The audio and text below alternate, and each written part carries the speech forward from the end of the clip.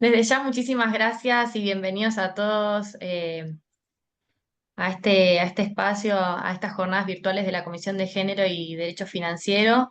Y bueno, antes que nada, gracias a Gladys y a la doctora Jafrik por haberme sumado para moderar. Eh, bueno, les quería antes de introducir a las invitadas, que la verdad son muy destacadas y va a ser muy interesante por lo que vi y de lo que van a conversar, que si tienen alguna pregunta, vayan mandándola por el chat. Yo voy a tratar de ir copiándolas todas, o la mayoría que pueda, para que después podamos abrir un espacio a preguntas y consultas. Si les parece, en primer lugar presento a la doctora Silvia Nona, que es vicedecana de la Facultad de Derecho y profesora titular emérita de la Universidad de Buenos Aires. Así que, si te parece, Silvia, empezamos con vos y luego iríamos con la doctora Hoffal y la doctora Berniel y las voy presentando a medida que van exponiendo. Bueno, muchas gracias. Para mí, como vicedecana de la Facultad de Derecho de la Universidad de Buenos Aires, estar en este tipo de reuniones, eh, la verdad es que me alegra, es una honra, así que arranco agradeciendo que me hayan invitado.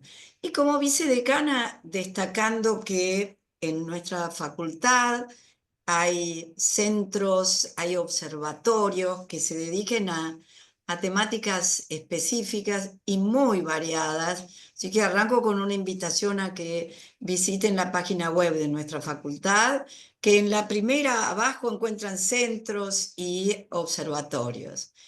¿Y por qué arranco con esto? Porque uno de esos centros es el Centro de Estudios de Derecho Financiero y Derecho Tributario, que tiene, y se puede leer en la página, como objetivo profundizar el conocimiento y la reflexión sobre nuevas perspectivas de derecho financiero y tributario para aplicarlas en la práctica. Y es también un objetivo del centro abrir a un diálogo integral, plural, y la verdad que el centro es un punto de encuentro con propuestas diferentes y que la verdad que capta el interés en la materia. Y este centro tiene 7 comisiones, entre las cuales se destaca la Comisión de Género y Derecho Financiero, que coordinan, les aseguro, lo sabrán seguramente, con mucha dedicación, con responsabilidad y con una destacable presencia, las doctoras Fabiana Jafrik y Gladys Vidal, a quienes personalmente agradezco que me hayan tenido presente para este encuentro.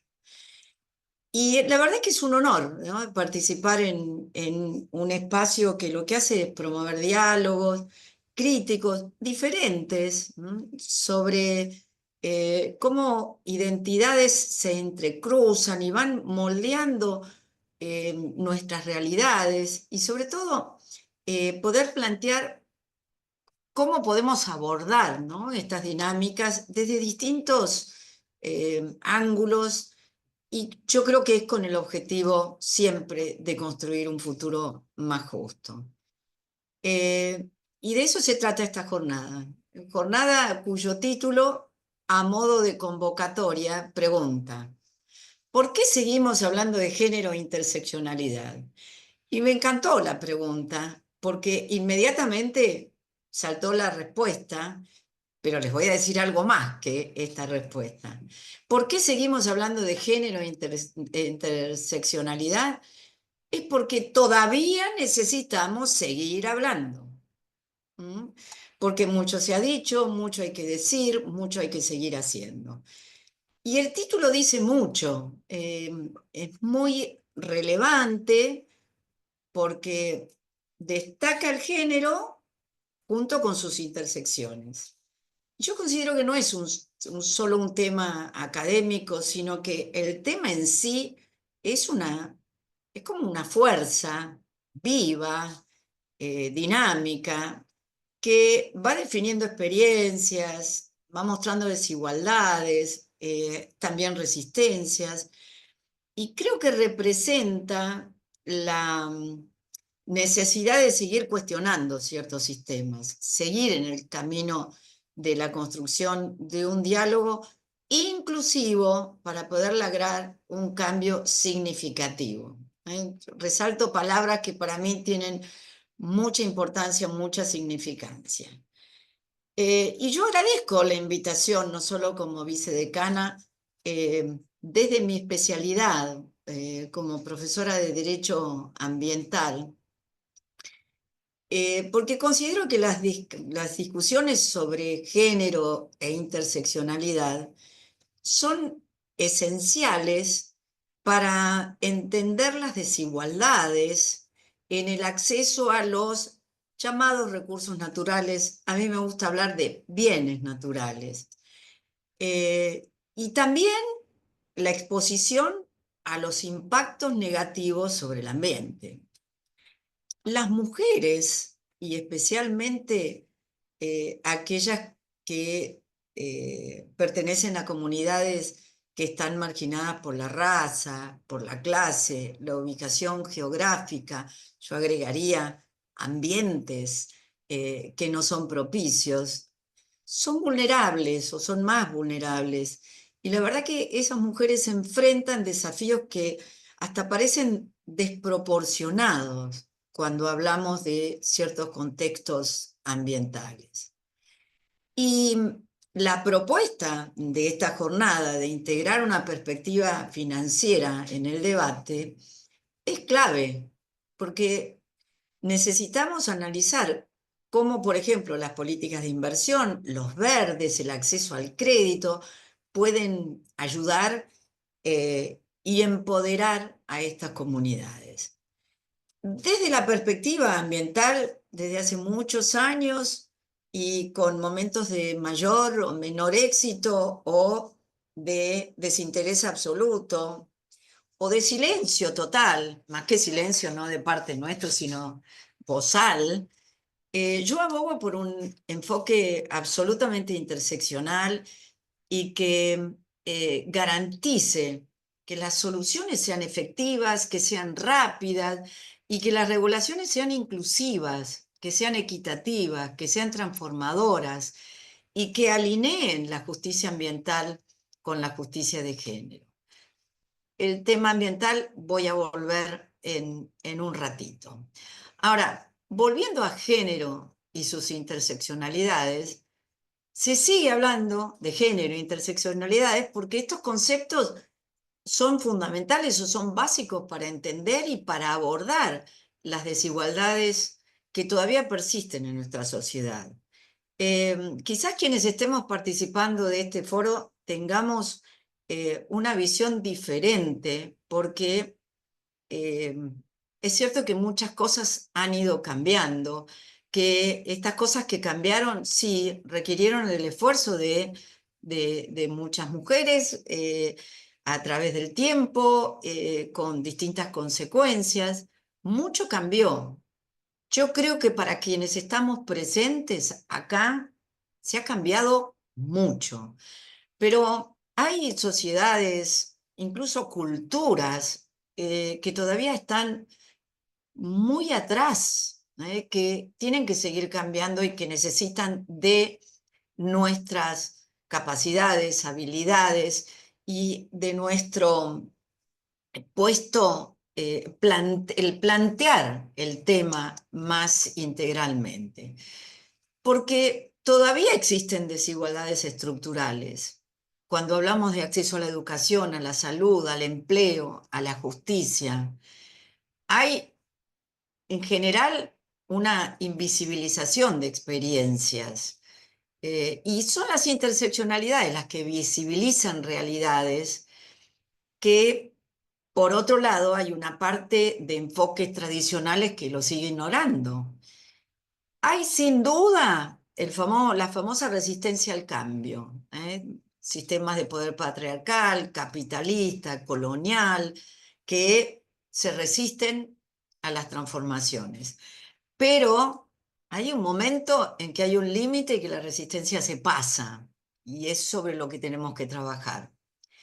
También creo que hay avances insuficientes, hay logros, como les dije, hay leyes de igualdad, o una mayor representación, pero estos logros no benefician a todos los grupos por igual y la verdad que quedan grupos con cuestiones muy pendientes de equidad real.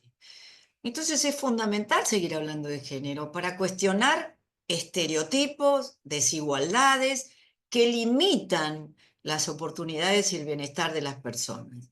Oportunidades y bienestar que, insisto, muchas de nosotras hemos podido ir, no sé, yo no sé si salteando, pero discurriendo de manera diferente y con un entorno que no necesariamente es solo de mujeres, es varonil también, hemos ido logrando muchas cosas. Entonces, hablar de género, de interseccionalidad, es necesario ¿para qué?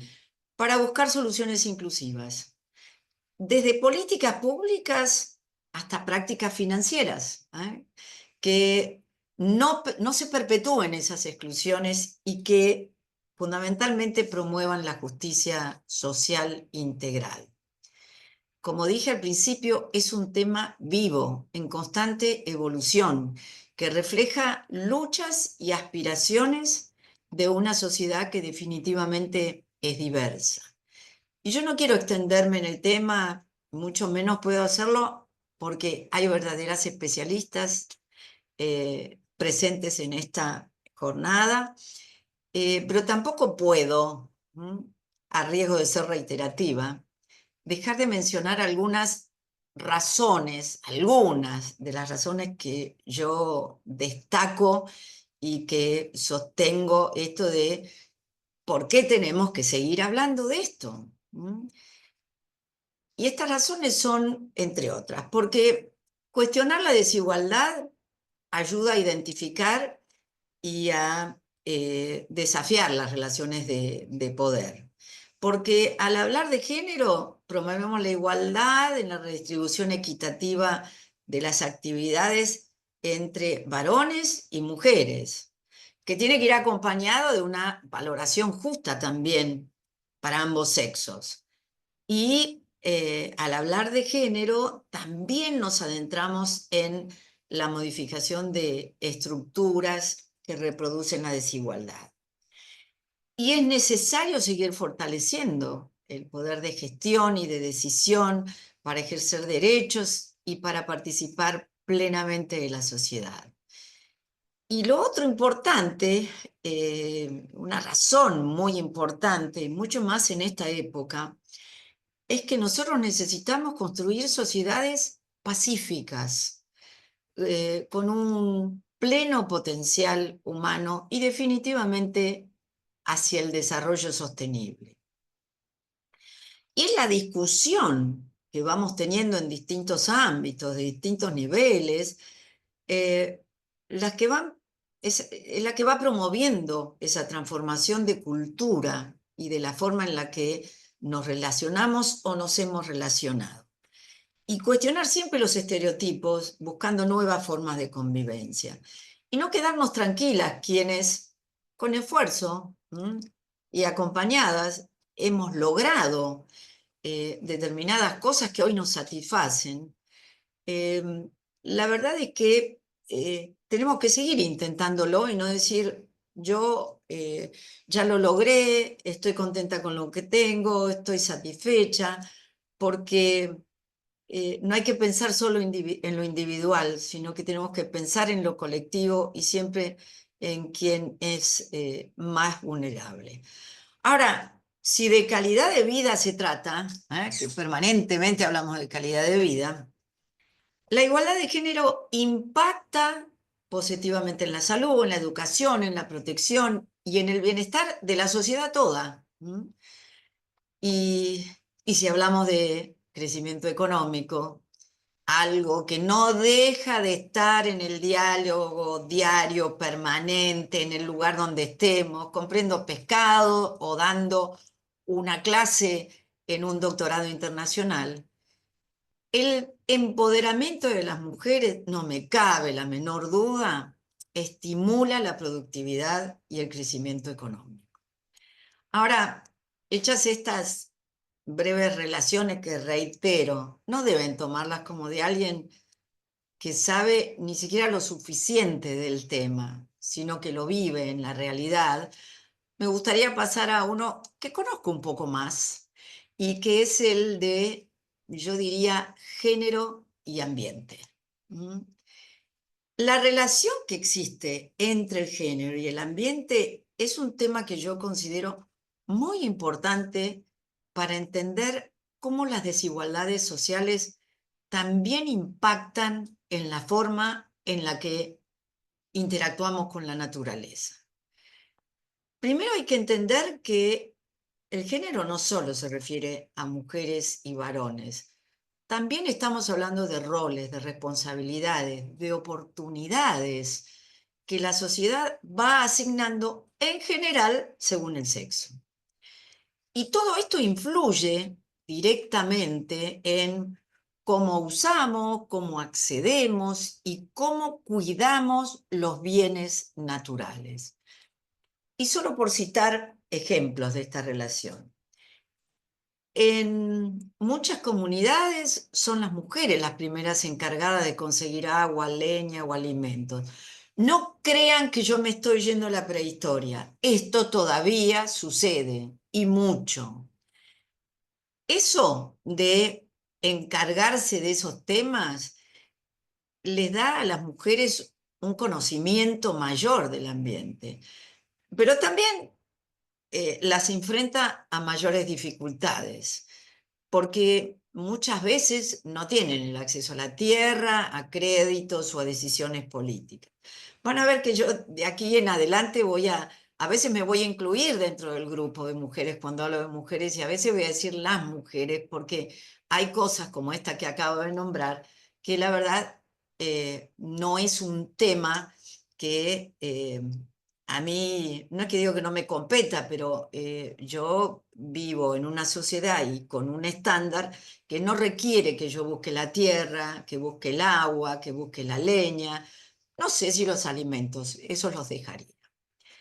Ahora, además, cuando el ambiente se ve afectado por la contaminación o el famoso cambio climático, las mujeres suelen ser más vulnerables, ya que dependen directamente de esos bienes que nombré, y también porque son quienes asumen la mayoría de las tareas de cuidado. ¿Mm? Otro punto importante es la aún escasa representación femenina en espacios de toma de decisiones ambientales. No es que no haya, todavía es escasa. Tenemos que luchar por mayor participación.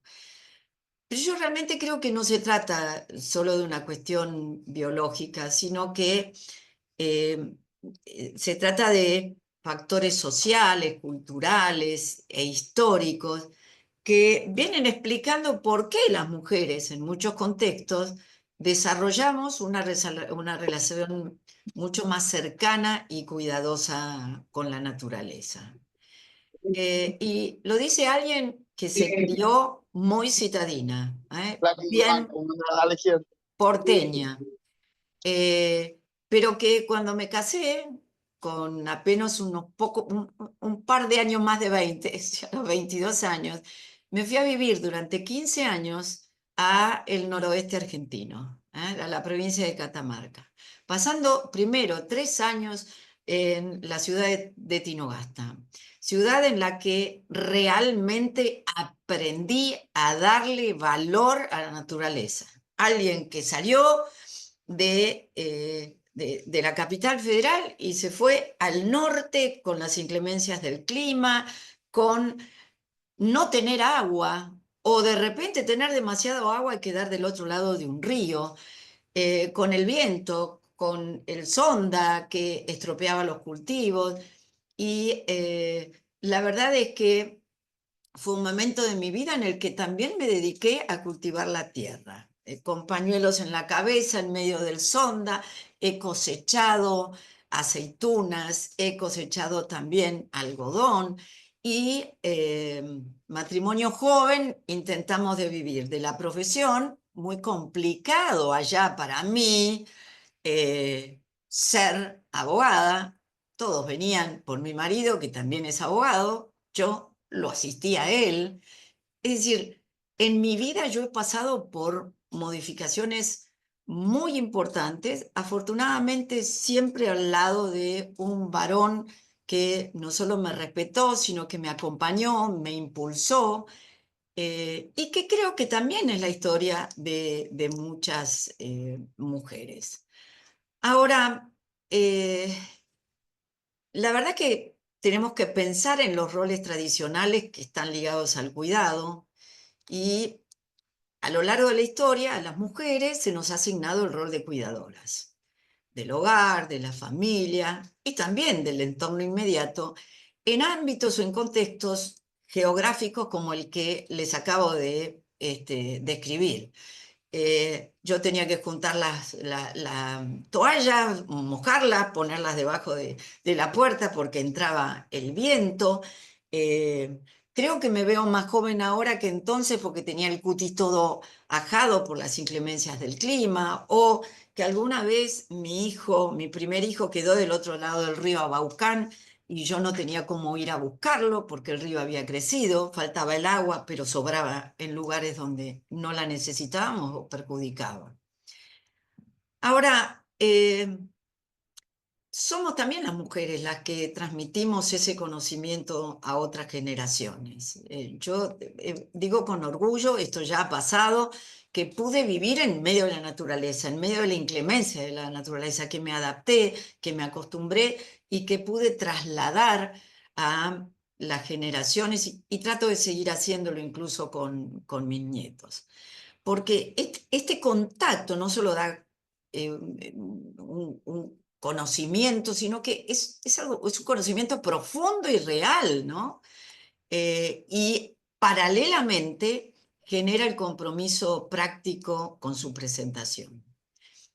Y además, las mujeres suelen tener una experiencia directa con los impactos ambientales, especialmente en zonas pobladas o emprovecidas. Entonces, viven las consecuencias de la escasez del agua, la contaminación, la pérdida de cultivos y en general son las primeras en buscar soluciones y en adaptarse. Otro aspecto fundamental es el liderazgo femenino en las luchas ambientales. A lo largo del tiempo, muchas mujeres han estado al frente de movimientos que defienden la tierra, el agua, el territorio. Podemos pensar en mujeres a quienes yo admiro, las que trabajan en el movimiento Chipko en la India, en relación con el agua, y defensa de los bosques, las defensoras indígenas en América Latina o activistas muy jóvenes como Greta Thunberg y las defensoras ambientales en el mundo, que hoy tienen un marco normativo internacional que es el Convenio de Escazú, del que podemos sentirnos muy orgullosos como argentinas porque hemos sido un país fundamental en la negociación y en la implementación de este convenio regional. Y me parece que es importante resaltar que no es que las mujeres nacemos cuidadoras, sino que históricamente, algo que viene modificándose, y lo sé porque lo veo en mis hijos, en algunas partes del mundo hemos sido educadas y socializadas para asumir esos roles. Y también se nos permite o no está mal visto que seamos nosotras las que desarrollemos habilidades como la empatía, la organización comunitaria, la mirada colectiva. Y son todas habilidades que resultan fundamentales para enfrentar los desafíos ambientales. Yo podría llegar a una primera conclusión, y veo que me voy a quedar sin tiempo con o una cosa extra que es, después si podemos lo hacemos, y es que las mujeres no estamos naturalmente más preparadas, pero la cercanía histórica con el cuidado y la experiencia directa con el ambiente convierte a las mujeres en una fuerza clave para la transformación del mundo que todavía necesitamos. Y quiero aprovechar este espacio y la oportunidad que me han dado para combatir algo de lo que estoy convencida y por lo que desde hace años vengo bregando, desde distintas perspectivas, en distintos lugares, con distintas funciones, la academia, la enseñanza, la gestión pública, también estuve en la gestión pública, incluso la representación del país ante organismos internacionales. Creo que las mujeres estamos más preparadas para cuidar el ambiente y lo hemos demostrado.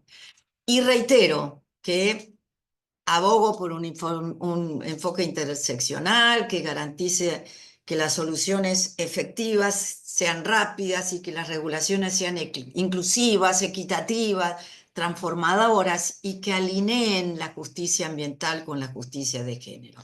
El tema que voy a dejar para otra vez es la relación entre la economía y el cuidado del ambiente, muy relacionado, no se enfrentan para nada, se combinan. En algún momento, hace muchos años, eh, escribí un artículo que por ahí tengo, pero ni siquiera, creo que ni siquiera lo tengo informatizado.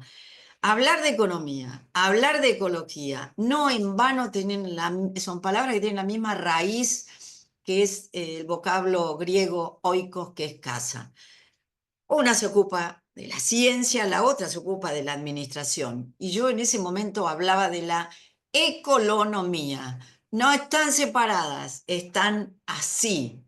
Y la verdad es que si no hay bienes naturales, poca productividad podrá haber a futuro.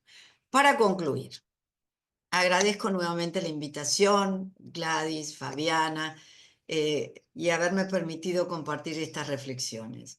Felicitarlas a ambas y a la comisión que ustedes coordinan por su incansable compromiso y por buscar oportunidades para poner el tema en escena.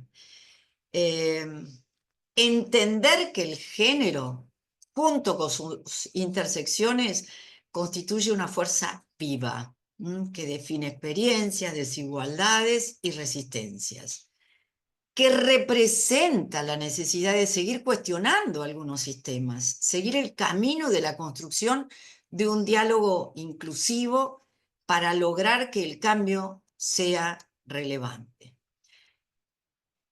Que estamos transcurriendo una nueva era geológica que está asignada por cambios planetarios, universales. Esa era es el antropoceno, que está visible en todos los sistemas naturales y a todas las escalas. Es una época en que la fuerza dominante es el ser humano, definitivamente, que es quien viene provocando cambios globales y al mismo tiempo cambian sus condiciones de su propia existencia. Y finalmente, resaltar que las implicancias de este cambio nos interpelan desde lo ético, lo social, lo económico y todo lo que hace el desarrollo humano sobre el planeta sin distinción de género.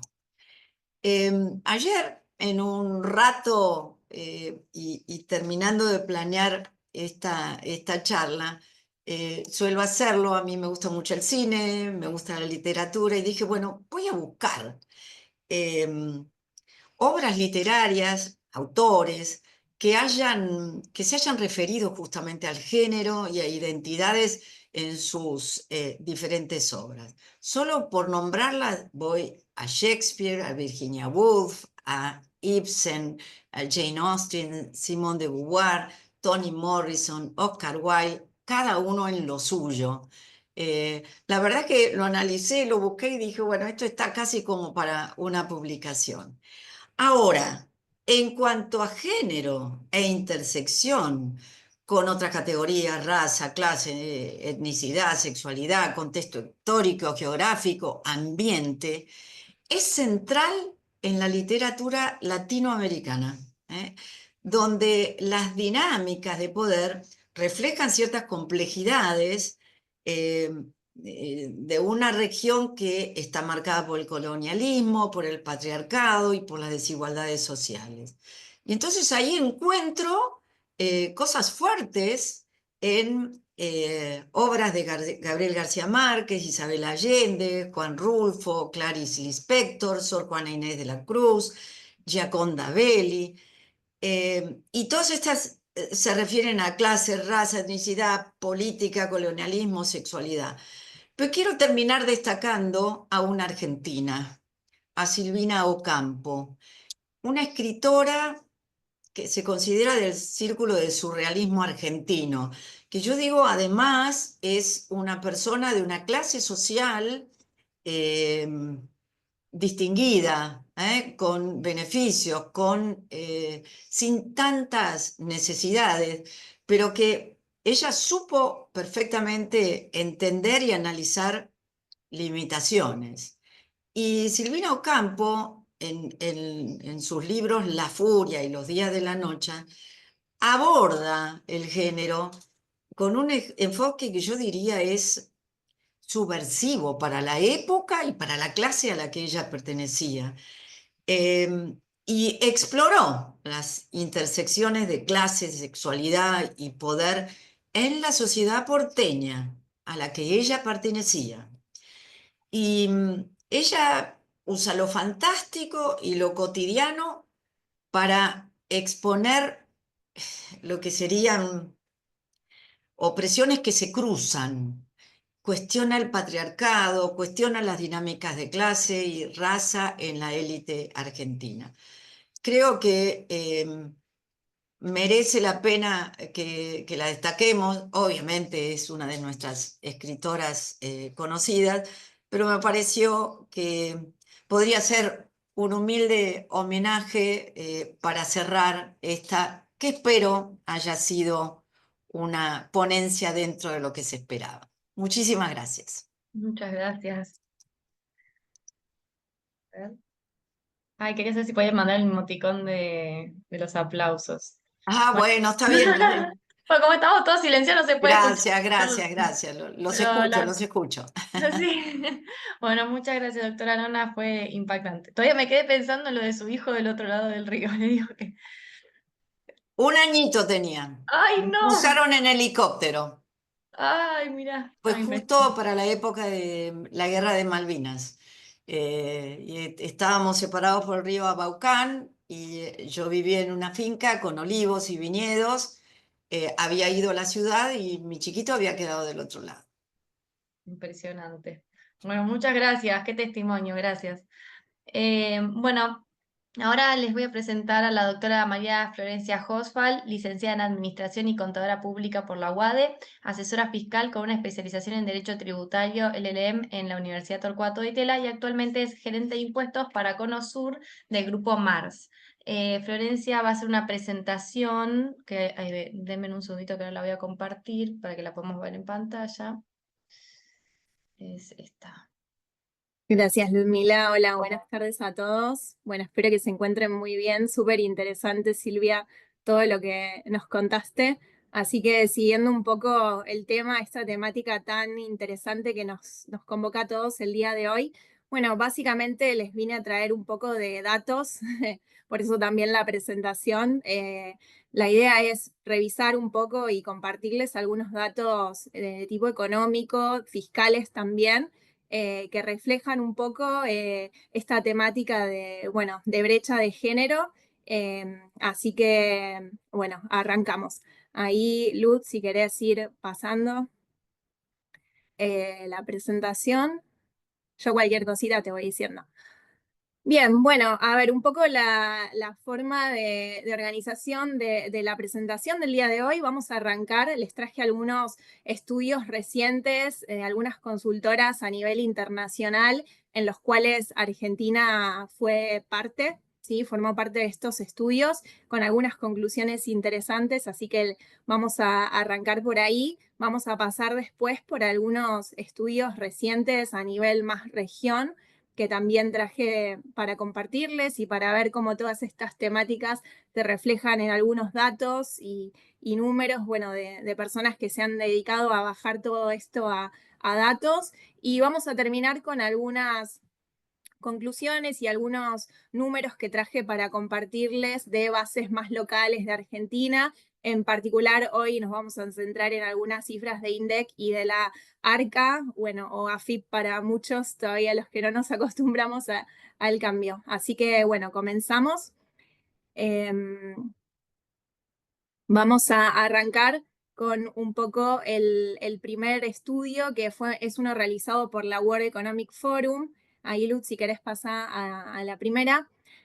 Bueno, a ver, este World Economic Forum es un grupo internacional, una asociación no gubernamental a nivel mundial, y realmente es muy interesante este estudio que se llama Global Gender Gap Report, ¿sí? Porque es uno de los estudios más prolongados a lo largo del tiempo. Esta edición del 2024 fue la número 18. Es decir que desde el 2006 se viene emitiendo este informe, que básicamente lo que busca un poco es medir cómo se encuentran diferentes países en cuanto a avances en cierre de brechas de género en distintas dimensiones que mide el informe, ¿sí? Básicamente las dimensiones en las que se centra este estudio son 4. Una tiene que ver con la participación económica, otra tiene que ver con la educación, la salud y el empoderamiento político, ¿sí? En la última edición participaron 146 países, dentro de los cuales estuvo Argentina, y básicamente lo que se busca medir es, con una escala del 0 al 100, la distancia cubierta o el camino recorrido, si se quiere, para cerrar las brechas de género existentes en estos 4 pilares, ¿sí? Siendo 100 el supuesto de que la brecha se cerró y están en igualdad de condiciones el género femenino y masculino, ¿sí? A nivel global, es decir, total de todos estos países que participaron, el resultado del 2024 fue un 68,6%.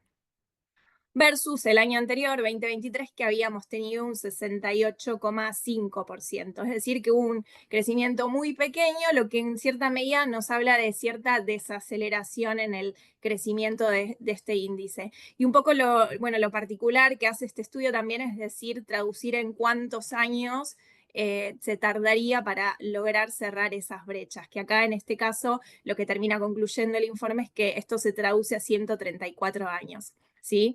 Pero bueno, seguimos haciendo un poco de doble clic y acá para ubicar un poco Argentina en el mundo, seleccioné este gráfico que me pareció interesante, que básicamente por región del mundo ordena de mayor, digamos, aquellas regiones que están mejor en cuanto al cierre de la brecha de género, ¿sí?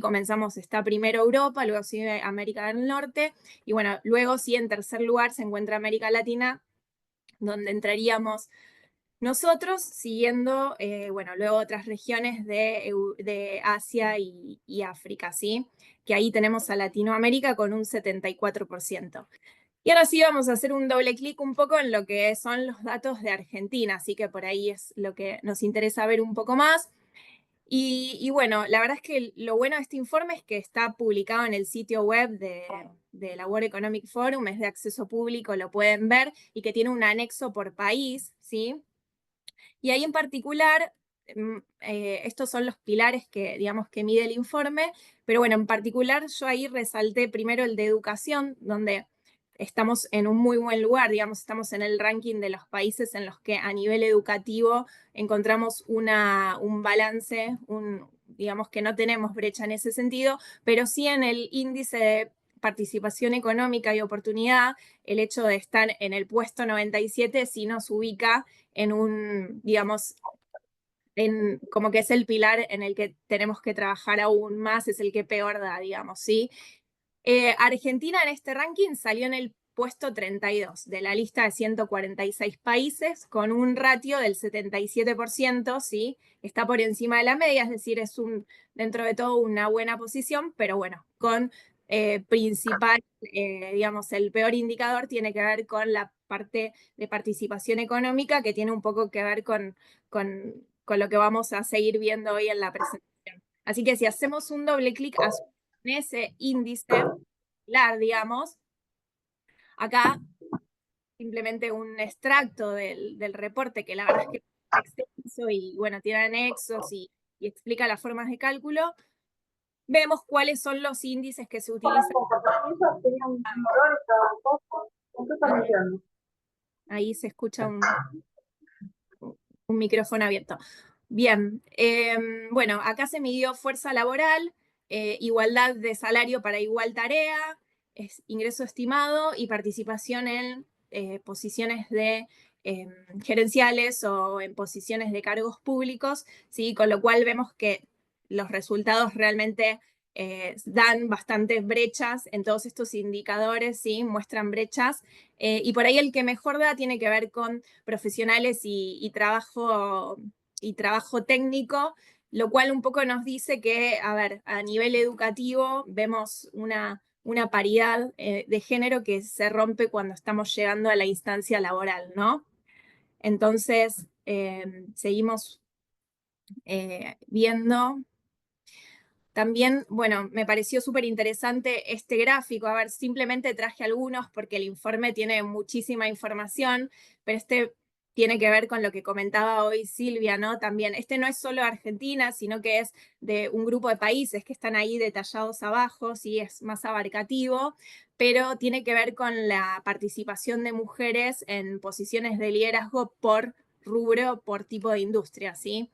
Entonces, ahí en el eje inferior tenemos la participación de mujeres y claramente por todas estas cuestiones, como sabrán, sociales, culturales, históricas, vamos a encontrar mayor porcentaje de mujeres en, bueno, nos vamos hacia el lado derecho, en industria de salud y cuidado, en servicio de atención y en educación, ¿sí? Las típicas áreas culturalmente y socialmente asociadas a las mujeres, mientras que si nos movemos al eje izquierdo, tenemos la menor participación de mujeres en, bueno, ahí se fue la presentación, pero bueno, la menor participación la tenemos en áreas de oil and gas, ¿sí? Infraestructura, construcción, todos estos rubros históricamente asociados, ¿sí? al género masculino, y principalmente también en lo que es IT, todo lo que es tecnología, también merece un capítulo aparte porque también es parte de la industria de lo que vivimos hoy, del futuro, y también de hecho el estudio merece un capítulo aparte para la poca participación de género femenino en en esta industria, ¿sí? Así que me pareció súper interesante también este gráfico. Bien, y bueno, este creo que es el último del estudio, tiene que ver con la participación de mujeres en los distintos cargos organizacionales, ¿sí? Esto fue tomado una muestra de las empresas que participaron y vemos claramente la menor participación a medida que vamos subiendo en la pirámide organizacional. Así que bueno, todos estos datos confirman un poco todo lo que venimos hablando. Bien, creo que este era el último gráfico de este reporte. Después acá les traje otro estudio que fue uno realizado por la consultora McKinsey, que es una consultora, bueno, a nivel internacional, que también realiza un trabajo muy interesante, que se llama Woman in the Workplace, ¿sí? Y acá no les traje tantos datos, simplemente me pareció bueno compartirles un poco la conclusión del último estudio, que fue el publicado en el 2024, que coincidió con la edición del 10º aniversario. Y un poco lo que dice la conclusión es cierto, este estudio es un poco más centrado en más Estados Unidos, ¿sí? Pero me pareció súper interesante la conclusión en el sentido que dice, es cierto que hemos logrado un montón de avances en cuestiones de brecha de género, tenemos muchas medidas que se han tomado positivas, pero de alguna forma, y mi interpretación de esta reflexión es, ojo que hay que seguir, hay que mantener todo lo que se ha logrado, porque como ahí lo resalté en negrita, dice, quizás los avances son más frágiles de lo que parecen.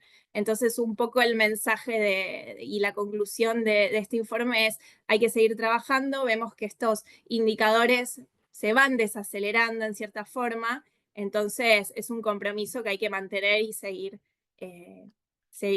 luchando y consiguiendo día a día. Bien. Bueno, este es un gráfico también de este estudio que tiene que ver un poco con lo mismo, con la representación de mujeres en distintos puestos de distintas compañías que se tomaron como muestra, y también vamos viendo cómo a medida que subimos en la escala jerárquica, vemos menos representación de mujeres aún, y aún cuando tenemos ahí abajo la evolución a través del tiempo, que en este estudio se compararon justamente los últimos 10 años, si bien ha habido avances, todavía vemos una representación mucho menor en los rangos más altos. Eso sí tiene que ver con todos los que son CEO, CFO, todas estas posiciones en las empresas donde aún seguimos viendo que los números son muy bajos. Bien, bueno, no, esto podemos pasar. Acá hay unos comentarios que hacen que tienen que ver con esto de cuánto significaría en el PBI de las regiones y poder tener igualdad y paridad de género en todas las posiciones y en todos los indicadores que estamos viendo. Así que es un poco, tiene que ver con eso. Así que les recomiendo los dos estudios que están publicados en la web, son súper interesantes. Así que nada, se los dejo acá. Ahora pasamos a ver algunas conclusiones preliminares. A ver, uno de los mayores ejes de brecha de género lo vemos entonces a la luz de estos estudios en la parte económica y laboral, ¿sí? Este ámbito tiene que ver con indicadores de participación en puestos de trabajo, paridad de salario, ingresos ganados y acceso a determinados tipos de puestos. Y también vemos aún que existen diferencias en los tipos de trabajo, ¿sí? Todos estos sesgos históricos, culturales, sociales que aún los seguimos viendo aún en los números más recientes que tenemos. Bien, bueno, después les traje algunos estudios más bien regionales que también me parecieron súper interesantes. Este fue un estudio que se publicó el mes pasado, realizado por una consultora, Lee Hedge Harrison, que también un poco la conclusión es, ha habido muchos avances, es cierto, en los últimos tiempos, pero bueno, vemos que de alguna forma todos estos avances se tienden a estabilizar, estos números tienden a quedarse un poco estancos, entonces también tenemos que seguir midiendo y trabajando a nivel gobierno, corporaciones y todos para seguir cerrando todas estas brechas. Y en particular menciona que para Latinoamérica y Brasil fueron mejores los avances que por ahí en otras regiones. Bien, después también, bueno, les traje acá un poco algunas conclusiones de otro trabajo que ya fue a mirar un poco más con una óptica tributaria. Creo que es el siguiente slide, Luz. Perdón, son muchos datos. No, disculpa, me pensé que había hecho clic y dije, ¿será parecida a la cita? Perdón. Si voy un poquito, perdón si voy un poquito rápido, pero bueno, tenemos tiempo acotado, así que bien, este estudio también me pareció súper interesante para compartírselos. Sí, es una publicación que fue realizada en forma conjunta por la Asociación Civil de Igualdad y Justicia y Fundar, el Centro de México, ¿sí? Lo aclaro por las dudas, y fue una publicación en la que analizaron un poco cómo las políticas tributarias de Argentina y México, ¿sí? Se centraron en analizar estos dos países, de alguna forma inciden en este tipo de brechas de género en hombres y mujeres, ¿sí? Entonces el estudio trata de explicar cómo, de alguna forma, las políticas que han adoptado los estados, principalmente en lo que refiere a impuestos, no han contribuido de cierta forma a cerrar estas brechas, ¿sí? Hace una mención aparte de todo lo que tiene que ver con los beneficios y las deducciones, desgravaciones y, bueno, diferentes beneficios fiscales que se ha dado a industrias extractivistas, han beneficiado a sectores donde justamente el sector femenino está subrepresentado, ¿no? Y el consecuente impacto de esto en todos los indicadores. Y muy interesante también que introduce el tema del trabajo no remunerado y de cuidado y cómo todo esto impacta y se tiene que tener en cuenta a la hora de medir, ¿sí? La economía y el impacto tributario en equitativo, ¿sí? Bien, creo que eso era todo la parte más internacional, la verdad que eran trabajos recientes que me parecieron interesantes. Y bueno, uniendo un poco a esta idea última del tema del trabajo no remunerado, me pareció interesante también compartirles algunos datos de INDEC y de ARCA, ¿sí? Que se relacionan con esto. Creo que comenzamos con INDEC. Les traje para compartirles esta publicación que fue publicada en noviembre del año pasado, que tiene que ver con la cuenta satélite del trabajo no remunerado, ¿sí? Básicamente, ¿qué es lo que busca este índice? Es medir y cuantificar justamente el trabajo no remunerado total de la Argentina. En este caso, a ver, este estudio que se publicó el año pasado se basó en una encuesta que se realizó en el 2021, ¿sí? La encuesta de uso de tiempo. Y bueno, básicamente se basaron a la hora de hacer estas mediciones en ciertas guías que fueron dadas por Naciones Unidas, ¿sí? En cuanto a esta materia, en cuanto a qué se tiene que considerar trabajo no remunerado, ¿sí? Entonces, básicamente ahí dicen, es todo servicio que se produce en el hogar, pero que es pasible de ser contratado a un tercero en forma paga, ¿no? Básicamente, típicas tareas de cuidado, educación, limpieza, etc. Entonces, lo que se hizo, ¿cómo se mide esto? Básicamente se le asignó un salario, digamos, una remuneración a todo este trabajo que se obtuvo a través de las encuestas y a la hora de cuantificar eso se consideró un promedio entre trabajo registrado y no registrado, ¿sí? Como para tener un promedio. Y a su vez, Luz, podemos pasar a la siguiente. A su vez, se utilizaron distintas mecánicas de medición, que esto ya es muy técnico, pero simplemente porque ahora en los próximos gráficos lo van a ver, y tiene que ver con distintos criterios a la hora de hacer las mediciones. Un criterio se llama generalista, significa, ok, le vamos a asignar la remuneración en base a un salario de casas particulares, ¿sí? A todas las tareas. Otra forma de medir se llama híbrida, implica que a cada tipo de tarea se le asigna una remuneración más específica acorde a la tarea. Por ejemplo, si es educación, algo más específico del rubro, etc.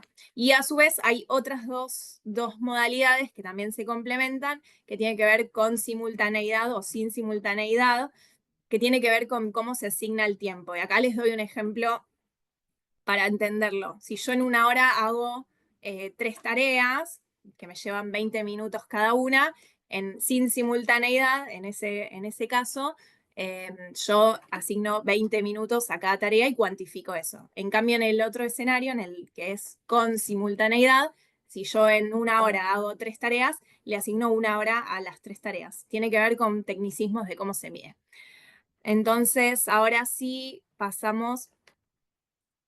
Vamos a ver un poco, bueno, esos son los números, la verdad es que los números son enormes porque, bueno, tiene que ver con cuantificar a nivel PBI casi todo este trabajo. Vamos a pasar al otro que me parece más interesante. Bueno, en este gráfico básicamente lo que se ve es el resultado de cuánto arroja la remuneración, ¿no? Teórica calculada del trabajo no remunerado contra el trabajo remunerado, que es la barrita más alta, y en particular contra dos de los sectores que generan el mayor PBI en Argentina, así que son la industria manufacturera y el comercio. Entonces ya esto es un montón, ver estos números realmente es casi estamos en el mismo nivel o incluso dependiendo la forma en cómo lo medimos, el trabajo no remunerado es mayor al sector industrial, ¿sí? Y ahora sí le vamos a agregar el complemento, sí, ahora de un poco de género. A ver, Lu, creo que pasaste una por alto. Es esta, perfecto. Acá lo que vemos es este trabajo no remunerado, cómo se apertura entre mujeres y varones. Con lo cual acá vemos que siempre, bajo todas las modalidades, el trabajo no remunerado realizado por mujeres duplica e incluso supera en duplicidad al realizado por varones. Bien, bueno, este gráfico también tiene que ver con horas totales trabajadas, ¿sí? Por mujeres y varones, y vemos que a nivel mujeres, que es la segunda barrita, el 71% del trabajo realizado dio que es no remunerado, cuando para varones es el 40%, con lo cual es enorme la diferencia, ¿sí? Así que bueno, un poco como conclusiones de estos números, vemos que el trabajo no remunerado es realizado mayormente por mujeres, lo que obviamente implica como consecuencia directa que tenemos menos participación en el mercado remunerado justamente, y que tiene su correlato con todos los índices que vimos antes, ¿sí? A su vez, que las mujeres tienen mayor carga laboral horaria total, ¿sí? Considerando ambos trabajos, remunerado y no remunerado. Y bueno, esto en cierta forma explica un poco todo lo que estábamos hablando anteriormente. Bien, bueno, y perdón que los estoy agobiando seguramente con datos, pero bueno, para ir un poco cerrando la última parte de la presentación ya, y para también reforzar un poco todas estas ideas que venimos hablando, una visión un poco más fiscal de lo que tiene que ver con brechas de género en índices económicos. En particular acá les traigo datos de la página de ARCA, ¿sí? Todos los años se publican, se llaman anuarios de estadísticas tributarias, están en la web, y son básicamente datos de recaudación que publica el organismo, y en particular yo lo que hice fue seleccionar algunos que me parecieron súper interesantes. Son muchísimos los anexos, pero bueno, ahí les dejé por si quieren consultar cuáles son las tablas, y hay muchas de ellas que sí están abiertas entre varones y mujeres, entonces nada, acá simplemente lo grafiqué en unos cuadritos como para ver los datos. Y este primero tiene que ver con impuesto a las ganancias, ¿sí? Es del año 2022, que es el último que está publicado. Y bueno, ahí lo que vemos es que si vamos a hablar de presentaciones de declaraciones juradas de impuesto a las ganancias, de 937.000 presentaciones, el 30% correspondió a mujeres en ese año, ¿sí? Y si nos vamos a nivel impuesto determinado, es decir, cuánto efectivamente se ingresó al organismo fiscal, un 22% viene de ingresos generados por mujeres, ¿sí? Lo cual nos da también cuenta de la menor participación y la brecha, ¿no? A su vez, bueno, este es un poco lo mismo, ese gráfico, pero lo que hace es abrirlo y aperturarlo por brechas, por niveles de ingresos, ¿sí? Entonces, si bien vemos estos porcentajes en las brechas más bajas, a su vez, a medida que vamos subiendo en la escala bueno, ustedes sabrán que el impuesto a las ganancias es progresivo, a medida que subimos en la escala de ingresos, cómo baja, ¿sí? Esta participación de mujeres. Después tenemos uno también de bienes personales, que bueno, es el impuesto sobre el patrimonio. Vemos un porcentaje muy similar, ¿sí? Estamos hablando de alrededor del 30%. Y bien. Y bueno, para terminar, bueno, ustedes sabrán que también ARCA tiene en su sitio web la base de datos de contribuyentes, que son los quits básicamente de todos los que están activos, ¿sí?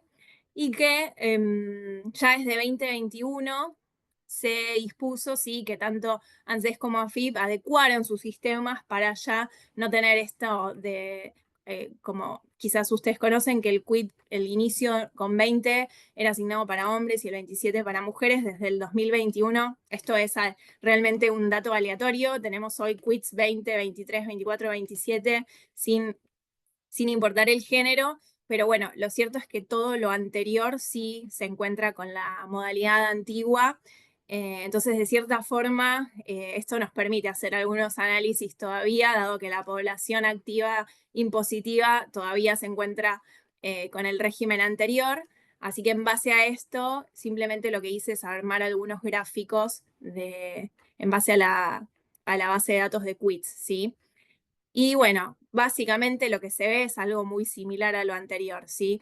Acá, para que vean, el color azul oscuro corresponde a quits que inician con 20, ¿sí? Que corresponde a varones, y el naranja, que es el 27, a mujeres. El del medio, que es el turquesa, es sociedades, empresas, digamos. Así que vemos básicamente que los porcentajes sí se mantienen, ¿sí? Bueno, lo mismo para empleadores, ¿sí? Sujetos inscriptos como contribuyentes inscriptos como empleadores, también, o sea, creo que es un tercio más o menos la proporción entre ambos grupos.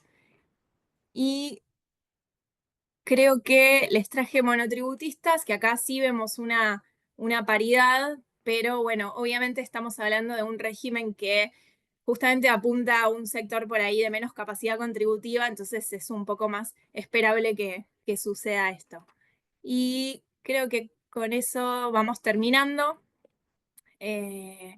Algunas conclusiones, bueno, que seguimos viendo que los porcentajes de mujeres son mucho menores cuando hablamos de impuestos directos, ¿sí? Sobre la riqueza, sobre el patrimonio, a su vez que estos porcentajes disminuyen cuando nos acercamos a brechas de mayores ingresos, ¿sí? Que a nivel monotributista, como les decía, esto está más balanceado, pero bueno, tiene que ver con que el monotributo justamente es un régimen más apuntado a este sector de menor capacidad contributiva. Y a nivel IVA es más difícil medirlo, por eso no les traje realmente valores, porque al ser un impuesto que recae sobre el consumo, tendríamos que analizar esas variables y sería un poco más complejo. Bien, y creo que tenemos no sé si había uno último, Luz, pero bueno, para ir cerrando, la idea es de esto y como conclusión, un poco creo que es primero contar con datos, seguir contando con información para poder medir y ver los avances, que eso es fundamental, ¿sí?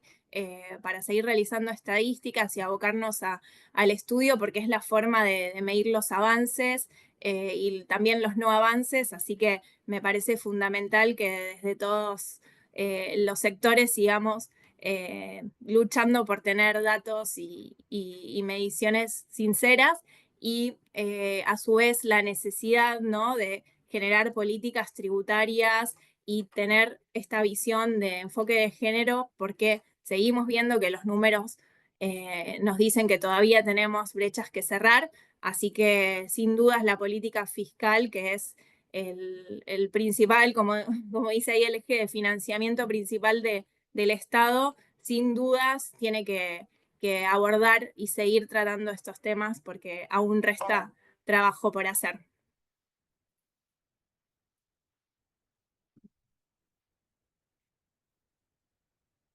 Gracias, los Muchas aplausos. gracias. Sí, un aplauso en silencio.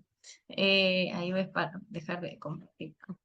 Bueno, muchas gracias, fue revelador, la verdad que esos datos son impactantes. Bueno, nos queda ahora Inés. A ver, Inés, antes de presentarte, ¿querés probar si podés compartir, si te aparece el botón de share abajo? Me aparece. ¿No aparece? Perfecto. A ver. Sí, Ah, sí, ¿te aparece? Bueno, entonces espera ahí te presento si querés. Bueno, para finalizar las exposiciones tenemos a Inés Berniel, es investigadora senior del Centro de Estudios Distributivos Laborales y Sociales, el CEDLAS, y profesora en la Facultad de Ciencias Económicas de la UNLP. Es magíster y doctor en Economía por el CMFI España y realizó un postdoctorado en el Instituto Universitario Europeo en Italia. Ha trabajado en el Banco Mundial y como consultora para el BID, la ONU y la Comisión Europea. Es miembro del Comité Ejecutivo de la Asociación de Economía de América Latina y el Caribe y de la Asociación Argentina de Economía Política. Además, es coordinadora de WLAC, Mujeres en Economía en América Latina, miembro del equipo a cargo del IEAW, que es Liderazgo de Mujeres en Economía de la Asociación Internacional de Economía, y parte del equipo responsable de GENLAC, la Iniciativa para la Equidad de Género de CEDLAS. Su investigación se enfoca en economía laboral, género y desarrollo y ha sido publicada en numerosas revistas académicas y libros. Bueno, así que muchas gracias, Inés. Esperamos con ansias tu exposición. Bueno, muchas gracias a ustedes por la invitación, es un placer estar acá. Quizás están medio cansados, así que algunas slides las puedo pasar medio rapidito, también porque creo que me voy a superponer un poco con lo que recién estuvieron comentando Silvia y Florencia, que estuvo buenísimo. Bueno, yo como verán soy economista, así que tengo que usar slides, porque si no me olvido de la mitad de las cosas que tengo que decir. Entonces, compartir. Y perdón si me ven que miro a otra pantalla, pero es a donde voy a tener las slides. Bien, deberían estar viendo la presentación. Si no la ven, me avisan. Se ve, ¿Sí? se ve perfecto. Bueno, buenísimo entonces. Bien, tengo acá algunas cosas que me faltan. Bueno, recién les dijo Ludmila que yo soy parte de lo que es GENLAC. GENLAC es la iniciativa que creamos en CEDLAS, que es el Centro de Estudios Distributivos Laborales y Sociales de la Universidad Nacional de La Plata, de la Facultad de Ciencias Económicas, en la UNLP. Y la creamos hace unos 4 años con la idea de promover la equidad de género mediante la generación, el análisis y la diseminación de evidencia para toda América Latina y el Caribe. Lo que hacemos es tratar de contribuir con evidencia al debate, así que los invito a entrar a la página web y poder descargar los datos y los informes que generamos, para, bueno, generar un mejor diseño y evaluación de políticas públicas que tengan un enfoque de género. Producimos una base de datos para 18 países de la región, totalmente comparable, usando encuestas de hogares. Tenemos procesadas más de 400 encuestas de hogares y encuestas de uso del tiempo, etcétera, y las hacemos comparables metodológicamente entre los distintos países. Y también investigamos y hacemos docencia y divulgación sobre economía de género. Somos un grupo de unos 4 seniors y 2 o 3 juniors según la época del año. Y bueno, la verdad que es como que va creciendo año a año, así que espero que esto siga así. Acá les muestro un poco los datos, cómo los categorizamos, qué rubros cubrimos todo lo que tenga que ver con empleo y calificación, familia, uso del tiempo, niñez, juventud, roles de género y violencia de género. Tratamos de hacer investigación a la par y estos son más o menos algunos de los recientes papers o libros que hemos publicado. Y ahora lo que les voy a contar está bastante basado en todo esto que hacemos en conjunto desde el CERLAC, desde el GENLAC, dentro de CERLAC, ¿sí? Y les voy a hablar sobre todo de lo que es el mercado laboral de las mujeres en Argentina y en América Latina. Va a estar basado en estos datos que les digo que generamos nosotros y también bastante en un informe que publicamos este año con 2 colegas en un reporte en Latin American Economic Review, Inequality Review, perdón, y que ya salió publicado, que habla sobre desigualdad en muchísimas dimensiones en América Latina y nosotros escribimos el capítulo de género. Así que bueno, hay algunas slides que van a estar muy cargadas porque tienen muchos países, pero espero que no se mareen. Yo les voy a dar el mensaje principal y cualquier detalle que quieran ver pueden ir al reporte que es público. Bien, entonces vamos a empezar hablando del vaso medio lleno, de las buenas noticias de las últimas décadas en cuanto a el mercado laboral y el capital humano de las mujeres. Y lo que encontramos es que hay cada vez mujeres más educadas y cada vez más mujeres participando en el mercado laboral. Y esa es la buena noticia. Entonces, Esto de que hay más mujeres educadas es también en relación a los hombres, ¿sí? Entonces, yo acá lo que les muestro es el dato para América Latina. Lo dividimos en 3 grupos a los países de América Latina, en aquellos que son los de ingreso bajo, que acá los van a ver como amarillos, ¿sí? Los de ingreso medio y los de ingreso alto. En Argentina estaría dentro de los países de ingreso alto en esta clasificación, ¿sí? Que la hacemos en base al Banco Mundial.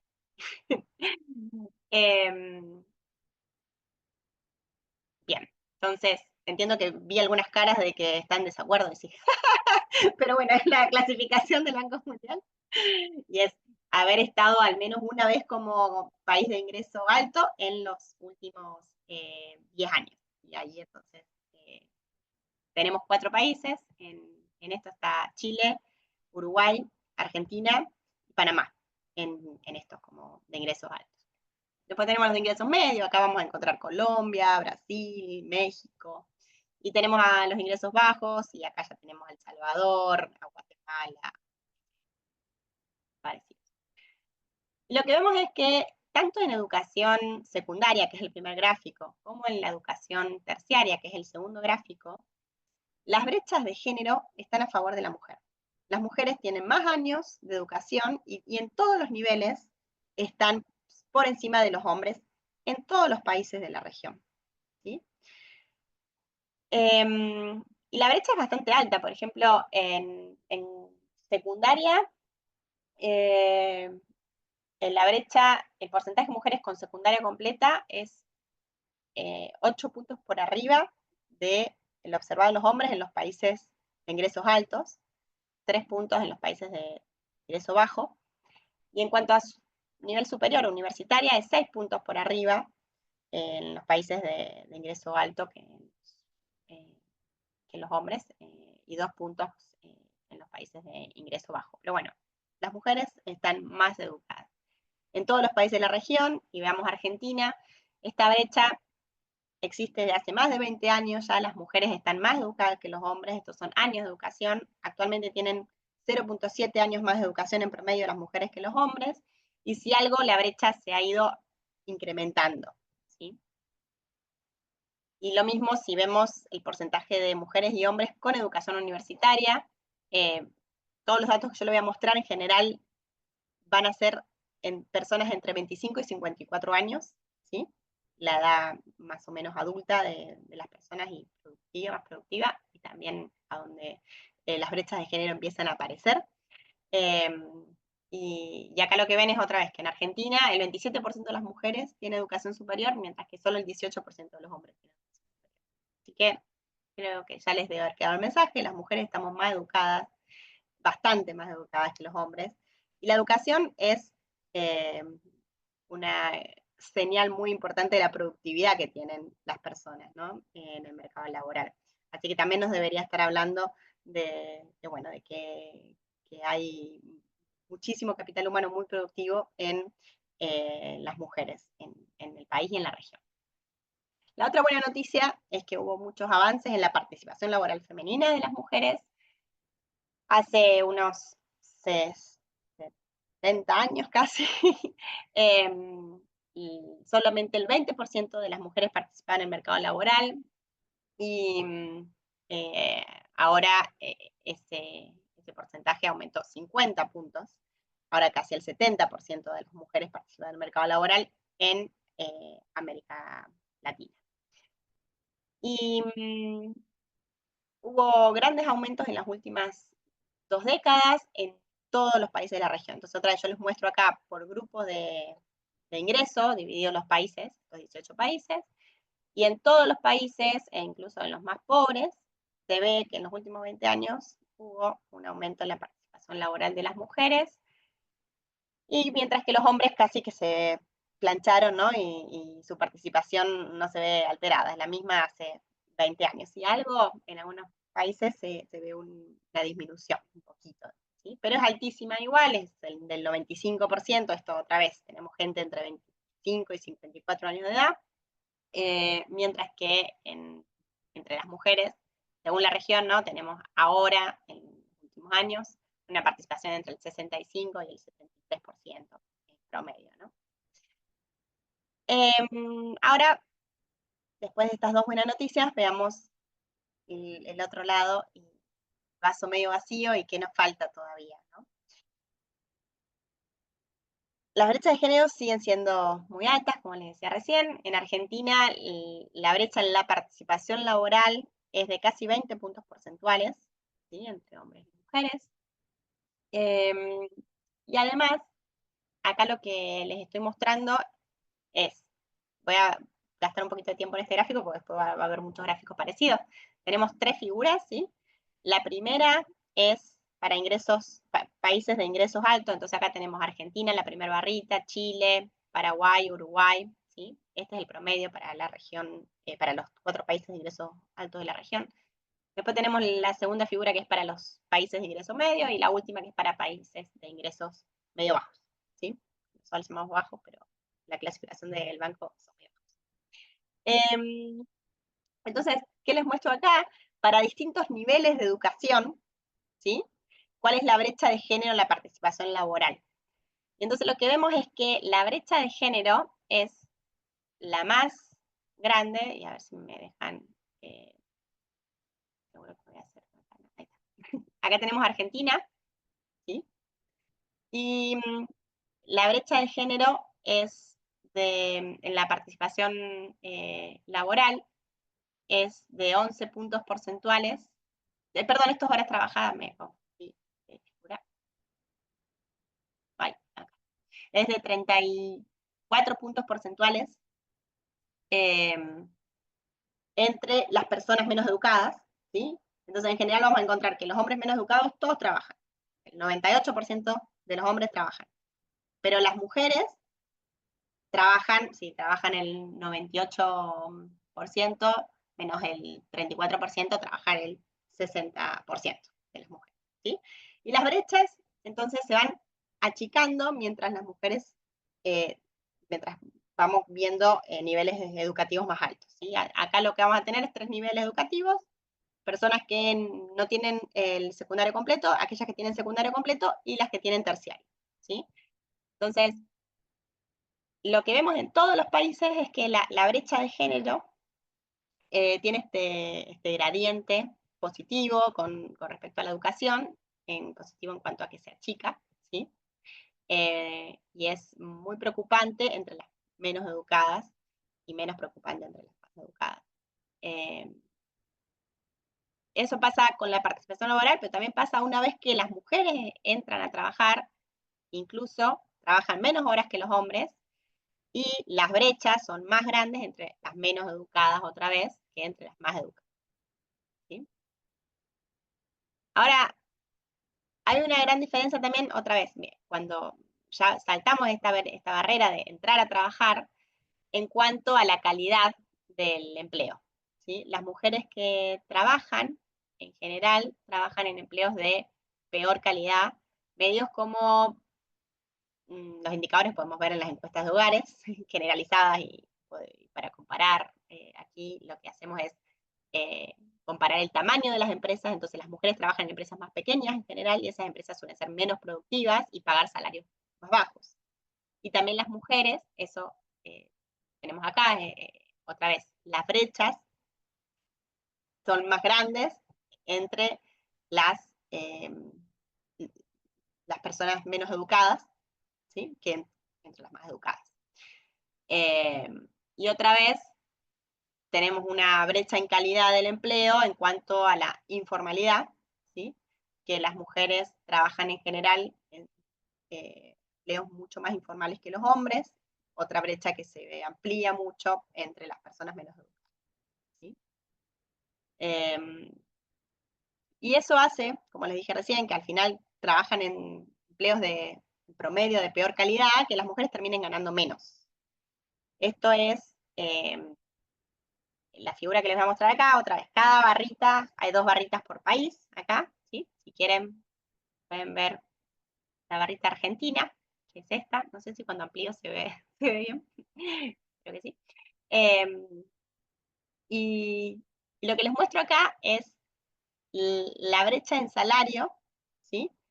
cuánto gana la mujer como porcentaje del salario horario del hombre en cada país, esta barrita celeste oscuro, ¿sí? Y la barrita celeste claro es qué pasa si nosotros ahora ajustamos y tratamos de comparar hombres y mujeres que tienen las mismas características, ¿sí? Entonces, lo que encontramos acá es que las mujeres ganan menos que los hombres. Por ejemplo, en Argentina gana por más o menos el 95% por hora. Una mujer gana más o menos el 95% de lo que gana un hombre, ¿sí? Por hora trabajada. Pero si vamos y comparamos hombres y mujeres que tienen la misma edad, la misma educación, el mismo tipo de empleo, ¿sí? Uno esperaría que esa brecha, si algo, se achique y pase casi a ser 100. Y al revés, lo que pasa es que se agranda, ¿sí? Entonces, la brecha de género en salario horario en Argentina pasa a ser algo así como el 82%. O sea, mujeres y hombres con las mismas características terminan ganando más o menos el 82% de lo que gana un hombre y la mujer, ¿no? Eso pasa en casi todos los países de la región, no es algo que pase, por ejemplo, en Estados Unidos. ¿Y a qué se deben estas diferencias en el mercado laboral? Bueno, a muchos motivos, y a mí me habían llamado un poco acá para que también hable algo sobre el premio Nobel de Goldin. Bueno, Clara Goldin recibió su premio Nobel por tratar de explicar justamente con datos históricos y de forma muy minuciosa desde la economía estas brechas de género, ¿no? Sobre todo en el mercado laboral. Y antes las brechas, hace unos 70 años, se observaban mucho por diferencias en el nivel de educación, las mujeres estaban menos educadas, hombres, y por discriminación en el mercado laboral, ¿no? Después hubo toda una revolución que Goldin le llamó la revolución silenciosa. Las mujeres empezaron a entrar al mercado laboral y ya a programar carreras, ¿no? En lugar de ser trabajadoras secundarias, estas que entran cuando el hogar lo necesita por una cuestión financiera. Pero ya empezaron a programar carreras, esta programación de carreras a la par se pudo hacer también por una programación familiar que se pudo dar por Claudia Goldin tiene papers sobre la aparición de los anticonceptivos, de cómo el uso de anticonceptivos pudo darle a la mujer la capacidad para planear cuándo tener hijos y entonces a la vez poder planear sus inversiones educativas y así su carrera profesional, ¿no? Entonces, bueno, mucho todavía de esto de las diferencias en educación, ya les mostré que desaparecieron porque ahora las mujeres están más educadas, así que por ahí no viene la... discriminación en el mercado laboral, bueno, los economistas siempre tenemos mucho problema con eso, con la discriminación en el mercado laboral. Mucho de lo que al final pasa en el mercado laboral en realidad es una discriminación que sucede dentro del hogar, ¿no? Y que se refleja en el mercado laboral. Entonces, si vamos al hogar, más allá de que hay discriminación en el mercado laboral, pero lo que les quiero remarcar ahora es que gran parte de la brecha, y cada vez más, se explica por en realidad lo que pasa a la discriminación dentro del hogar, que es el cuidado de los hijos, como bien mencionaba Silvia. Y bueno, y también Florencia. Entonces, algo nos hace sospechar que la presencia de hijos tiene un rol muy importante en marcar estas diferencias en el mercado laboral, que les mostré en la participación, en el tipo de empleo que termina teniendo la mujer, en el salario que termina ganando. Y si vemos los datos crudos y comparamos mujeres que tienen hijos con las que no tienen hijos, y dentro de las que tienen hijos vemos las que tienen hijos de menos de 6 y las que tienen hijos de más de 6, ¿sí? Vemos que la participación laboral de las mujeres es mucho más alta para las que no tienen hijos, son estas azules, ¿sí? Que para las que tienen hijos de más de 6 años, en relación a las que tienen hijos muy pequeñitos, ¿sí? Sobre que no van quizás a la escuela o que van pocas horas a una institución y que hay que cuidarlos mucho más, ¿no? Y si uno ve esto mismo, pero para los hombres, si algo, la diferencia es al revés. Los que más trabajan son los que tienen hijos más chiquititos, ¿sí? Y los que menos trabajan son los que no tienen hijos. ¿Bien? Entonces acá es como que se empieza a ver esta división de roles de la que hacía mención Silvia. Y además, cuando les decía antes, ¿no? Cuando las mujeres trabajan menos horas en general, ¿no? Y esto otra vez se ve la diferencia, de acuerdo a la cantidad de hijos que tengan, muy marcada. Si las mujeres no tienen hijos, bueno, en promedio trabajan unas 38 horas, pero si tienen hijos de más de 6, trabajan unas 34, y si tienen hijos de menos de 6, ¿sí? Cambio a los hombres, otra vez. Si algo pasa, es al revés. Los que más horas trabajan son los que tienen hijos más chiquititos. También podrían estar cuidando a sus hijos en la casa, pero... yo ahora en particular puedo descargarme porque además mi pareja se fue de viaje, así que me quedé con... Pero bueno, no quiero hacer descargo porque bastante compartimos, ¿no? Algunas veces me toca irme de viaje a mí. Pero en este momento... bueno, entonces... lo que les estoy mostrando ahora es medio descriptivo. Yo ya no sé bien cuántos minutos tengo, pero...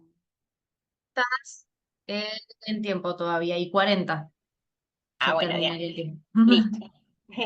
Em, y, si vemos, como recién mostró Florencia, podemos ver el trabajo que se hace dentro del hogar usando las encuestas de uso del tiempo. Entonces también los invito ahí a ver a HELNAC. Nosotros tenemos todas las encuestas de uso del tiempo de la región estandarizadas para poder compararlas, y hacemos un trabajo muy minucioso para poder compararlas, porque como explicó Florencia, no es fácil, ¿sí? Porque hay tareas que se hacen simultáneamente, etcétera. Uno, para poder compararlas, tiene que tomar muchas decisiones.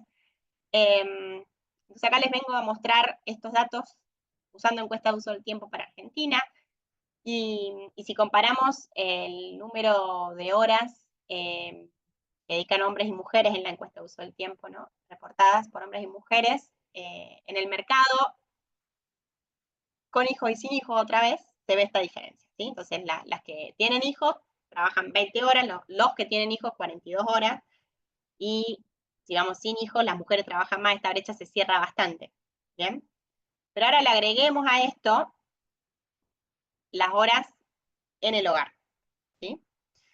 Y si hacemos esto, vemos que al final las mujeres terminan trabajando más horas, como decía Florencia, que los hombres, ¿sí? Obviamente hay un montón de cuestiones metodológicas que uno tiene que tener en cuenta acá, pero los datos muestran esto, de que las mujeres trabajan un montón, y de hecho trabajan más que los hombres, si uno se pone a contar horitas dedicadas a producir y a reproducir. Bien. Bueno, esto que les mostré son datos descriptivos, ¿sí? Pero la idea es que nosotros somos investigadores, entonces lo que vamos a hacer es poder comparar en general gente que es bastante parecida, ¿sí? Para eso, bueno, se tienen que usar muchos métodos, y algunas veces encontramos cosas distintas limpiando, ¿no? Y comparando gente parecida, etcétera, que a lo que se encuentra en los datos descriptivos, porque los datos descriptivos, ¿no? Compara por ahí peras con bananas. Entonces, nosotros usando algunos métodos econométricos, ¿sí? Hemos tratado de identificar en particular lo que se llama el efecto de la maternidad en el mercado laboral, ¿sí? Y calcular este efecto, este impacto de la llegada del primer hijo, cómo afecta las trayectorias laborales de hombres y mujeres. Y eso es lo que les voy a mostrar ahora un poquito rápidamente. Otra vez esta figura, de hecho, la robé del del Nobel, cuando le otorgan el Nobel a Clara Golding, ¿no? Se hace todo un reporte sobre sus contribuciones. Una de esas figuritas me la robé, esta es una de las figuritas, y creo que es bastante ilustrativa, está muy buena, ¿no? Esto lo que muestra es el parenthood effect, el efecto de la paternidad, y en el mercado laboral. Entonces esto es el tiempo, acá es la trayectoria, ¿no?, de la vida, acá son jóvenes, más o menos, vienen los dos a la par en el mercado laboral, están iguales, acá la mujer queda embarazada, el hombre también, pero lo que pasa es que hay una caída en la participación, en todo lo que tenga que ver con el empleo de las mujeres, y los hombres siguen caminando ahí la misma senda por la que venían, ¿no? Pero las mujeres acá se dedican a cuidar, a llevarlos a la escuela, y después ya mira para arriba y es un poco difícil volver e igualar, ¿no? Esta trayectoria que está acá hecha en un dibujito es lo que nosotros tratamos de hacer con los datos, seguimos a la gente a lo largo de su vida y tratamos de hacer algunos arreglitos así econométricos para compararlas con quien tenemos que compararla y poder calcular cuánto es esta caída, ¿no? ¿Qué pasa cuando llega el primer hijo? Y la verdad es, bueno, es que la evidencia ya ha mostrado para un montón de países que el primer hijo implica un quiebre en las trayectorias laborales de las mujeres y abre una brecha entre géneros que no se vuelve a cerrar. Son las mujeres las que terminan ajustando sus roles en el mercado laboral para poder sostener la crianza en el hogar. Y bueno, Claudia Golding hizo muchísimos estudios que muestran que son las normas sociales y la penalidad salarial al trabajo flexible lo que es clave para poder entender estas brechas de género que les estaba mostrando antes, ¿no? Entonces, las normas sociales que asignan un rol de cuidadora a la mujer, ¿no? Una responsabilidad del cuidado a la mujer mucho más fuerte que al hombre, más trabajos poco flexibles, que por ejemplo yo ahora estoy dando esta charla y hasta hace un ratito yo tenía a mi bebé acá en brazos, ¿no? Esto es un trabajo flexible y que no me penaliza, ¿no? El salario, porque lo puedo hacer así, mi trabajo es muy flexible, la verdad. Pero hay otro tipo de trabajos, sobre todo también los que implican por ahí viajar y que tienen un retornos muy altos, pero también una inflexibilidad muy, muy alta, aquellos que al final van generando estas brechas. Entonces, me quedan muy poquitos minutos, les cuento rápidamente. Desde GenLab hicimos varias investigaciones con evidencia para América Latina, en las que tratamos de estudiar la magnitud, las causas, las consecuencias de esto que es el efecto maternidad. Llamamos efecto maternidad al final porque el efecto paternidad no existe. Ser efecto. Lo que hacemos es comparar a gente antes y después, vemos sus trayectorias laborales, y vemos qué pasa al momento de llegar el primer hijo, ¿sí? Después lo hacemos con el segundo, con el tercer hijo, pero lo que importa es el primer hijo, el resultado. Y lo que estimamos, esta es una estimación que no es mía, este paper, este es uno de dos colegas de GenLab, que la hicieron ahora para el 2025 para muchos países de América Latina. Lo que encuentran es que, por ejemplo, en Argentina el empleo de las mujeres cae un 29% al llegar el primer hijo. Y esa brecha se abre y no se cierra más. Estos son 10 años después del nacimiento del primer hijo, ¿sí? Y la brecha sigue siendo la misma, no se cierra. Lo mismo pasa con las horas trabajadas, que caen un 13%, y los hombres, si algo, aumentan un poco las horas trabajadas. Y lo mismo pasa con la informalidad. Año a año las mujeres se van metiendo, si entran en el mercado, o se van cambiando a empleos cada vez más informales.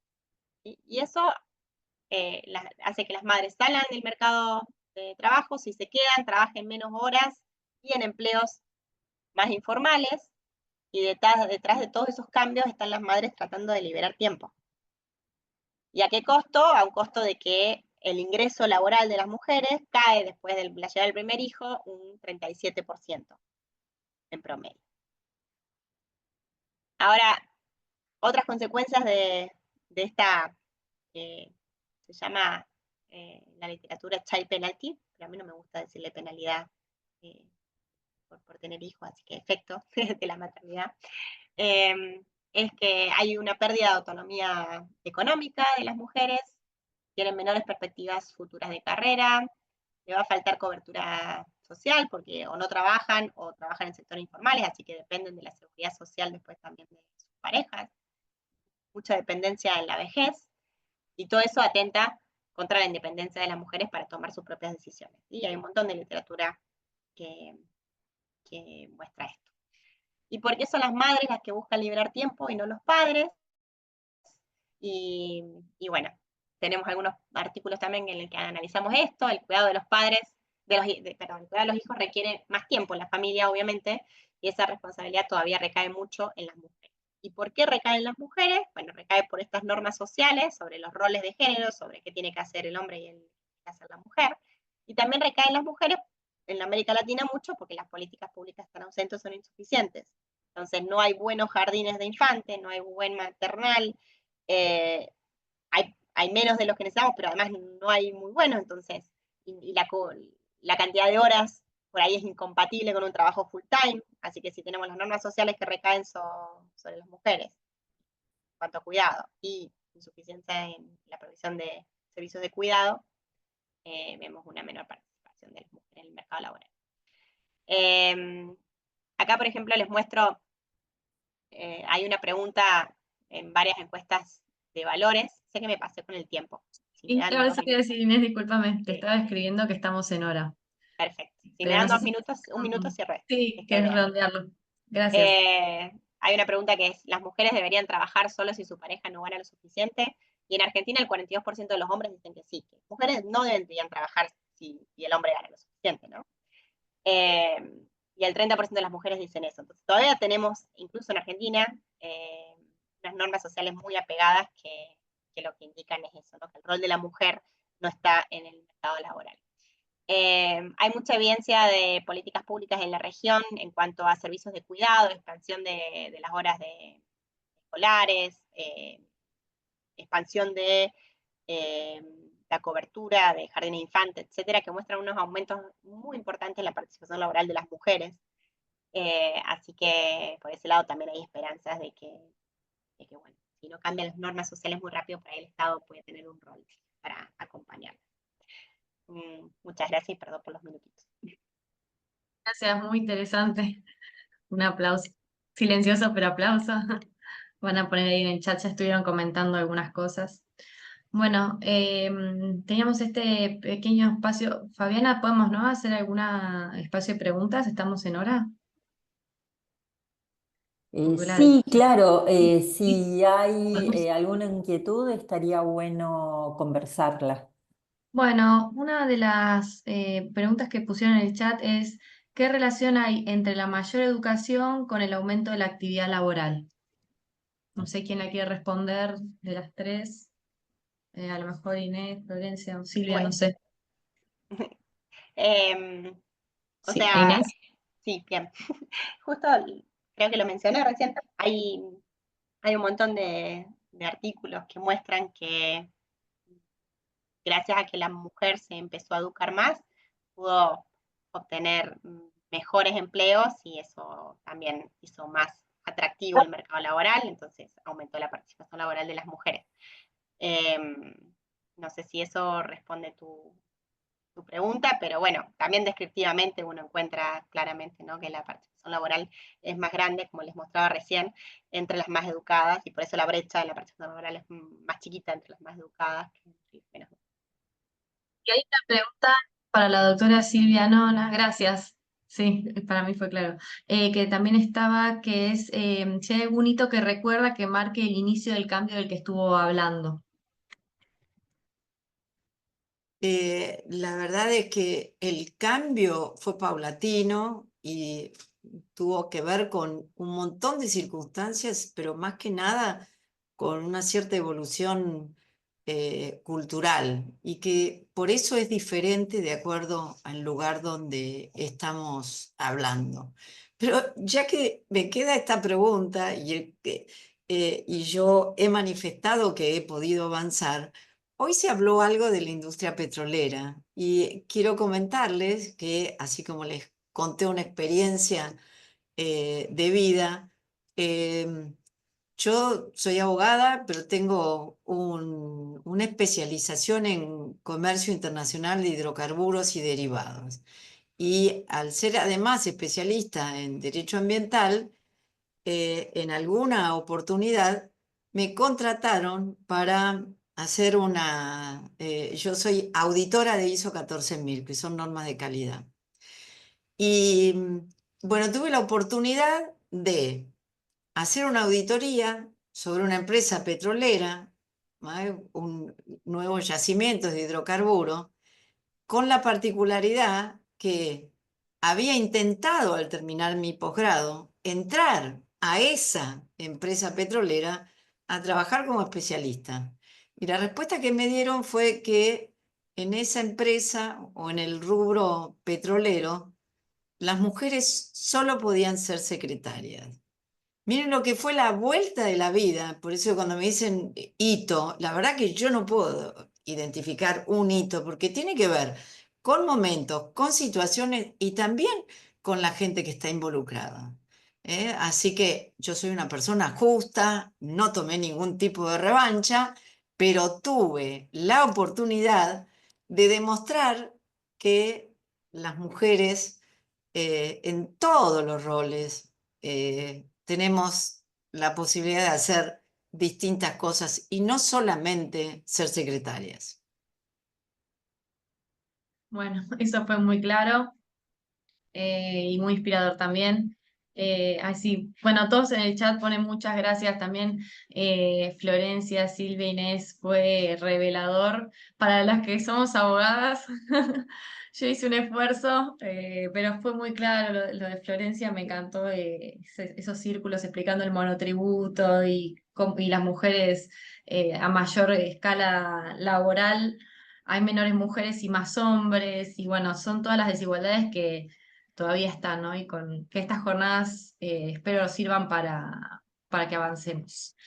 Bueno, Ludmila, si me permitís, yo quiero por favor. agradecerles a Inés y a Florencia. Yo tampoco entiendo de números. La forma en que los mostraron lo hicieron muy entendible. Y la verdad es que a mí me gusta aprender todo el tiempo. Hoy aprendí un montón con ustedes, así que sinceramente se los agradezco. Y a Inés, sugerirle, si es que no está hecho, que cuando hablamos de cuidados en la familia, vos estás en una etapa de cuidado de una bebé, pero llega un momento en la vida de una familia, y yo aquí incorporo a la mujer y al varón, donde empiezan los cuidados de los adultos mayores mayores y que Sí. se da una situación prácticamente igual, lo sé porque he vivido tanto una como otra, así que me imagino que debe haber estadísticas para mostrar en esto, ¿no? Sí, siempre son las hermanas las que Sí, cuidan. lamentablemente es igual. Toca otra vez más adelante y ahí después, si querés, te puedo mandar algunos artículos Bueno, que están haciendo eso. Bueno, muchísimas gracias por la participación a todas. Doctora Jafrik, no sé si quiere, o Gladys, si quieren decir algo de cierre. A vivos. Bueno, un poquito cada una, como hacemos Dale, siempre. dale. Agradecer este panel de lujo que hemos tenido a Inés por haberse sumado sin conocernos y estar acá hoy con nosotros. A la doctora Silvia Nona, vicedecana de la Facultad de Derecho, es un honor. eh, Tenerla entre nosotros y las tres fueron unas charlas divinas. Florencia, a vos también agradecerte por tu exposición. Yo creo que esa pregunta que fue el disparador perdón, me olvidaba de algo que es fundamental. Ludmila Viar, que fue la moderadora de este encuentro, tiene un trabajo de doctorado, es doctora en Derecho, por un trabajo que ha hecho sobre tributación y discapacidad, que es un trabajo muy interesante y que entiendo que próximamente va a ser publicado. Así que muchas gracias también, Ludmila. Creo que esa pregunta que nos formulamos al principio, porque hace 4 años con Gladys empezamos este rumbo, cuando hablar de estas cosas había un marco más amplio para poder hablarlas, cuando el tema estaba más visibilizado, cuando había más datos nacionales. Y seguimos charlando de estas cosas y este año arrancamos y dijimos, bueno, ¿por qué seguimos hablando, insistiendo con estos temas? Y seguimos insistiendo porque las discriminaciones, los efectos de la discriminación son realidades. Así que solamente agradecer a todos los que estuvieron, que asistieron hoy a estas jornadas por acompañarnos en el porqué de esta insistencia. Bueno, un beso grande a todas y te dejo, Gladys, la palabra. Bueno, me toca a mí hacer el cierre. Por supuesto, suscribo cada una de las palabras de Fabiana. Y es verdad, cuando lo pensamos desde este lugar. Cuando empezamos a pensar la actividad, en un momento en que justamente esto se estaba hablando mucho en los medios de comunicación, que no sabíamos qué pasaba con el género, qué iba a pasar de futuro con el género.